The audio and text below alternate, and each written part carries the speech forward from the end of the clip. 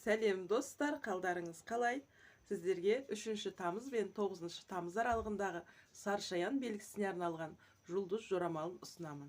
Құрметті Саршаяндар, сүйікті Саршаяндар, осы аптада сіздер айналаңыздағы жандардың, әріптестеріңіздің, немесе басшыларыңыздың сіздің мойныңызға үлкен жүк артып, өз жұмыстарында сіздің мойныңызға артып қойғанын, сіздерге ауыр салмақ салғанын байқайтын боласыздар. Және де өзіңізге сырт көзбен, көрермен көзімен қарап, барлық нәрсеге көз жеткізетін боласыздар.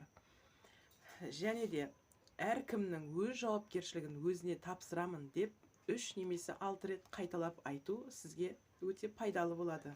Сонымен қатар, Саршаяндар, осы аптаның аяғында сізді жұмыстан немесе қайын жұрттың алдында сізді аяғыңыздан тайдырғысы келген, сізге жамандық ойлаған кісілерді байқайтын боласыз. Бірақ олардың іс-әрекетінен ештеңе шықпайды, сізге зиян келтіре алмайды. Тиісінше сіз жұмыста жоғарылау немесе қайын жұрттың алдында абыройлы боласыз. Сіздің жасаған жұмысыңыз өте сапалы болады. Сіз басшыларыңызды немесе ата-енеңізді оларды өзгертудің орнына өзіңіз олар қалай бар, солай қабылдап үйреніңіздер.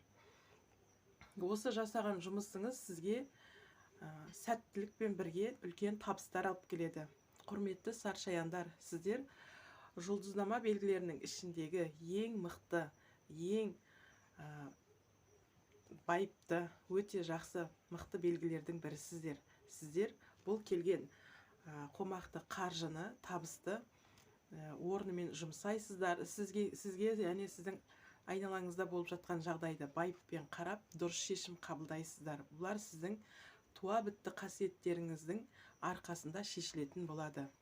Құрметті Саршаяндар, сүйікті Саршаяндар, осы аптаға сізге кеңес: өзіңізді қорғаңыз, көпшілікке жақын деп санап өз сырыңызды ашпаңыз, келген қаражатты орнымен дұрыс қолданыңыз.